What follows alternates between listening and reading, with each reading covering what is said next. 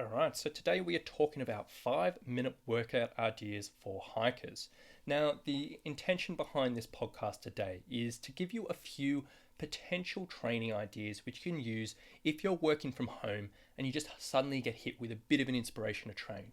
And you're like, you know what, I need a bit of a break from work, or I need to get my heart pumping, or I need to just clear my head a little bit. And you might not have time for a full workout, or you might not have the energy, you might not be motivated, but you've just got a little bit of a short-term boost of motivation, energy, or just a little window of opportunity in your day to get something done. So I thought I'd just list out a bunch of 5-minute ideas that you can do, which don't really require a huge amount of thought. They won't get you too sweaty, so you don't need to change into different clothes or have a shower afterwards. And it just gives you an option to fit something into your day where you might not potentially do, and you might end up just scrolling on your phone, just sitting in the sun or doing something that's not incredibly productive, but this will give you a few different ideas. So with that being said, I'm not going to ramble on too much today. I'm literally just going to dive straight in, and here are 5 different 5-minute workout ideas which you can throw into your week. So number 1 is doing a roll and stretch combo. So mobility and stretching and flexibility and all of that is really, really important for a hiker in general terms. And when we're working from home, we're sitting at a desk all day and we might not be moving around as much as we usually would. Sometimes things just get really, really tight. So using this 5 minutes to really, really hammer one particular point and one particular muscle can be really, really effective at just relieving a bit of discomfort, improving a bit of mobility, and over the long term just really, really does play into maintaining the body and just keeping it happy as you're training and as you're working at home. So if you only have 5 minutes, instead of just doing one stretch and holding that for 5 minutes, a really great way is doing a little rolling and stretching combo. Basically what you're going to do 2 minutes of rolling with either foam roller or a massage ball or a water bottle or a trekking pole or any hard object, and do a little bit of self-myofascial release, and then you're going to do a stretch after that. Now the idea behind this is the rolling will sort of release the muscle a little bit. It'll take a little bit of tension out, and it can be really, really effective at short-term ranges of motion. If you do that just by itself, it'll make you feel good for 30 minutes to 40 minutes to an hour, and it will loosen things off, but eventually it'll just go back to normal, and it's only really a short-term relief.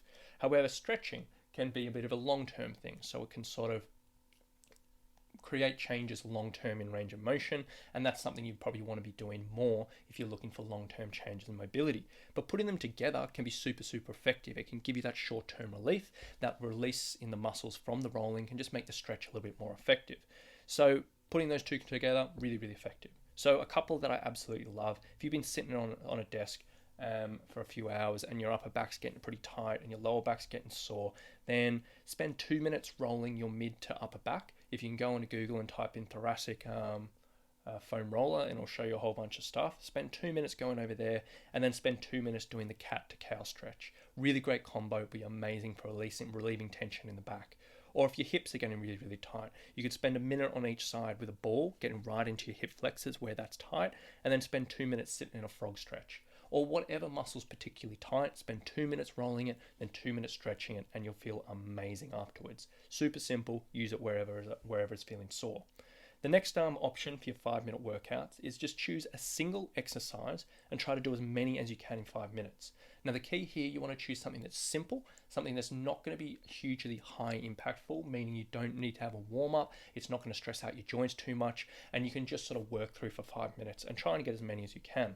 So there's some really easy examples here, things like step ups, squats, lunges, doing push-ups or a pack press, doing banded rows, towel rows, maybe doing some type of dead bug or something like that. A really, really simple exercise, and just do as many as you can in the 5 minutes. Record how many you do in those 5 minutes, then next week maybe try and do it again.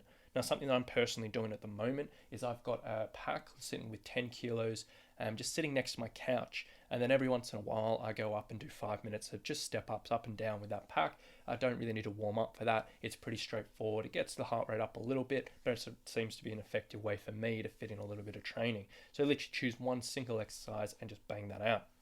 Another option is if you're sort of needing to clear your head a little bit. Literally do a 5-minute walk around your neighborhood, like literally a lap around the block, and spend that time concentrating on abdominal breathing.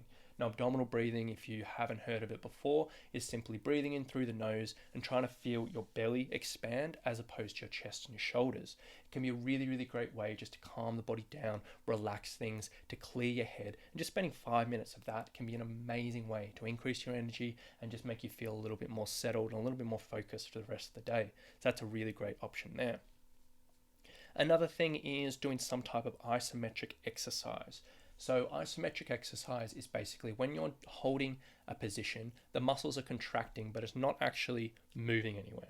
So if you're, for example, a classic one that most people are familiar with this is the wall sit, in which you sit against the wall, legs are about 9 degrees, and you literally just hold that position. Now your quads do a huge amount of work there, and they get a really, really big strain, but it doesn't really move, and it just stays in that one position. And that's basically an isometric exercise. Now the benefits of this is isometric stuff can be great for developing a little bit extra muscle strength.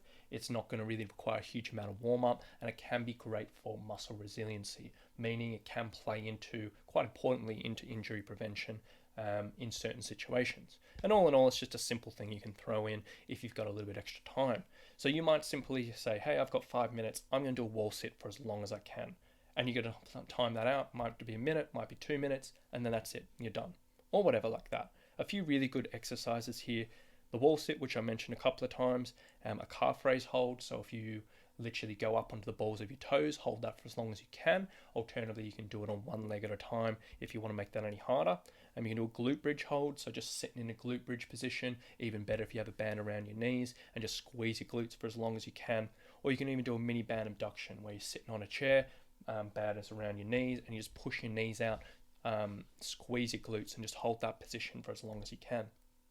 Really, really simple, won't get you sweaty, won't get you too tired, but it might be a nice addition into your day. And the final thing I want to talk about is you can just throw in, if you've got 5 minutes, a really simple circuit. So you could just choose a lower body exercise, an upper body exercise, a core exercise, and just repeat through that as many times as you can in the 5 minutes. With this, you don't have to go too intense, you don't have to get yourself super huffed and puffed, but it's just fitting in lots of repetitions in those 5 minutes. So a super simple example there could be lower body could be glute bridges, and the upper body could be push-ups, and your core could be something like dead bugs or a V sit or a V hold or something like that. And you literally just choose how many repetitions you want to do and just bang that out in the 5 minutes. But there's some really, really simple workout ideas for you to fit into your day. And if you are working from home and you are sort of struggling to be motivated to do bigger sessions, or you literally just get hit with a spark of enthusiasm, you're like, I want to fit something in, take one of those options or something similar, throw that in, and if you can do one or two of those through the week, that's going to be a huge amount of extra work and extra training that your body's going to benefit from. If you do that over week by week by week, month by month by month, that's going to be a really, really big difference to if you've simply just taken those times of inspiration and just ignored them and done absolutely nothing. So I highly encourage you to have a think about that. Which ones might be reasonable for you to do, write them down, put them somewhere you can see, and just make it happen. So that's probably enough from me today, guys. I hope you have got a little bit out of that. If anyone does do these, I would love to hear about them. Swing me an email, let me know. I really would love to get a bit of feedback if you have made this happen, because I love to hear from hikers around the world putting this information into action.